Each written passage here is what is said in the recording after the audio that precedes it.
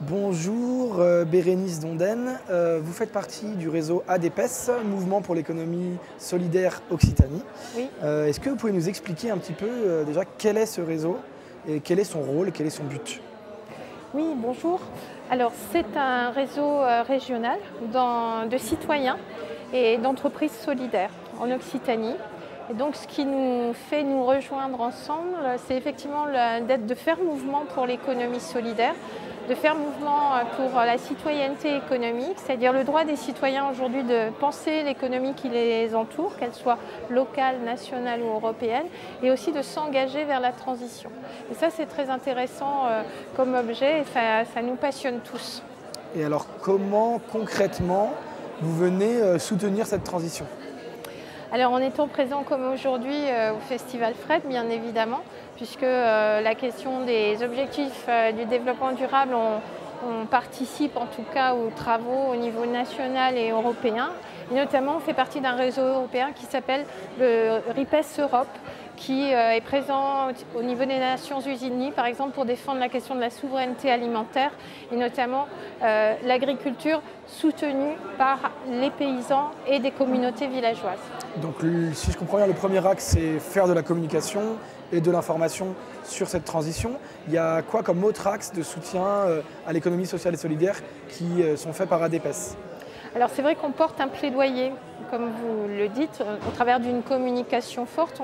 On a notamment un événement régional qu'on aime beaucoup, qui s'appelle le Forum régional de l'économie sociale et solidaire. Et cette année, c'est le 23 et 24 octobre. Et le sujet, ça sera le changement d'échelle en économie sociale et solidaire, en partenariat avec Jacques Prade du Master Nouvelle Économie sociale à l'Université Jean Jaurès. Donc par exemple, ça c'est vraiment de la communication, mais bien sûr toute l'année nous ne faisons pas que ça. Et donc on a notamment un réseau de relais locaux de l'économie solidaire en Occitanie. C'est quoi? Ce sont des lieux comme le Café Plume par exemple à Lautrec, ou Itinéraire Bis qui vient de se créer, ou l'Astronef récemment. Ce sont des lieux citoyens où un simple citoyen peut rentrer, il peut boire un verre, mais surtout il peut, à la fois consommer bien sûr de la culture, du livre, des légumes bio, des repas bio éventuellement, mais surtout il peut engager un processus de changement et éventuellement construire de nouveaux projets. Et nous on aime bien ces lieux qui vont être la démonstration par la preuve que c'est tout près des citoyens que ça se passe et que c'est dans son territoire, à 15 minutes, je dirais à droite et 15 minutes à gauche, qu'on peut changer les choses. Et donc en fait, ce que vous leur apportez, c'est de les mettre en lumière, c'est ça, si j'ai bien compris? Alors on apporte bien sûr de les mettre en lumière, on apporte aussi de pouvoir échanger sur les pratiques qu'on a. Aujourd'hui, on est beaucoup dans une mode d'essaimage des choses qui fonctionnent, mais il faut aussi, pour changer d'échelle, il faut aussi partir des territoires. Aujourd'hui, les gens, ils inventent de nouvelles formes. Leur idée, c'est pas toujours de dupliquer. Leur idée, c'est surtout de faire des choses qui fonctionnent sur le territoire tel qu'il est. Et donc nous, on est là pour ça. Et bien sûr, on fait de la formation et de l'accompagnement de ces projets. Il y a aussi un autre aspect quand même de la transition, même si effectivement les citoyens sont au cœur de ça, doivent s'approprier les moyens de faire une transition. Il y a aussi un aspect de décision, de volonté politique. Oui. Si j'ai bien compris, l'ADPES a aussi tout un pan de lobbying au sein des institutions pour essayer d'amener cette transition. Est-ce que vous pouvez nous expliquer un peu comment vous faites ça? Alors, on fait ça en tout cas au niveau régional, tout simplement en participant, dès qu'on nous le demande, à la co-construction des politiques publiques, que ce soit sur les questions de climat ou les questions de transition. Mais aussi bien sûr sur le champ de l'économie sociale et solidaire, dans la Chambre régionale de l'économie sociale et solidaire dont nous sommes administrateurs. On est aussi administrateur de Midi-Pyrénées Active sur le financement.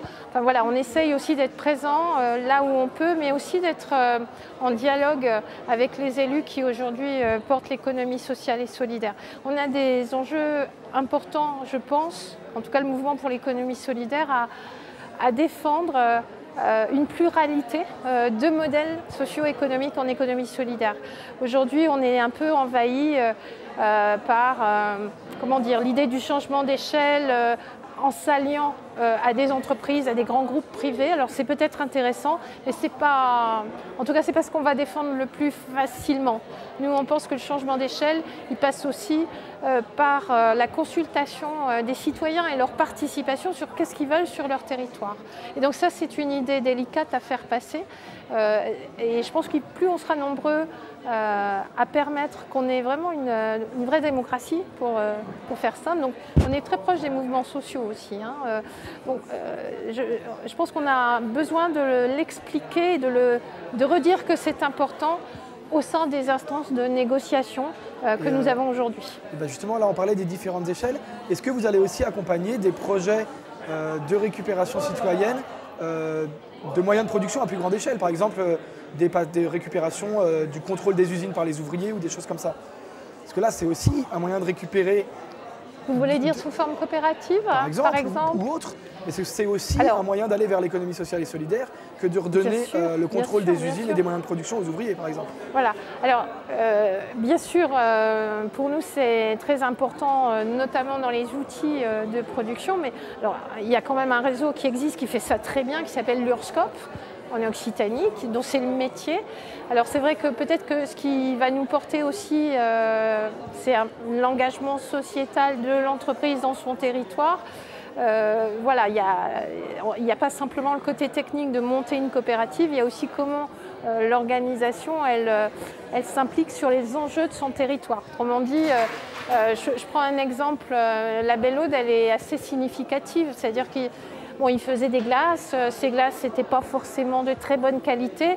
Quand la Belle Aude a repris l'entreprise, elle a vraiment cherché à aller sur du produit de qualité. Et on voit vraiment ce mouvement se profiler. Donc aujourd'hui, l'économie sociale, je pense qu'elle cherche de plus en plus, et avec la nouvelle génération qui arrive, à produire et à produire autrement. Donc ça, c'est très intéressant pour nous. Il faudrait que ça gagne toutes les entreprises, mais il y a encore un peu de chemin à faire, non? Eh bien, merci beaucoup. Peut-être les prochaines dates où on peut retrouver votre association avant de conclure ce plateau? Festival agitateur à Poucharamé.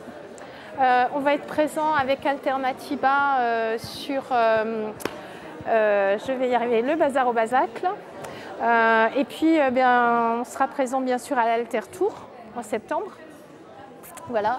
Et puis le Forum régional de l'économie sociale et solidaire qui va vraiment changer de forme cette année.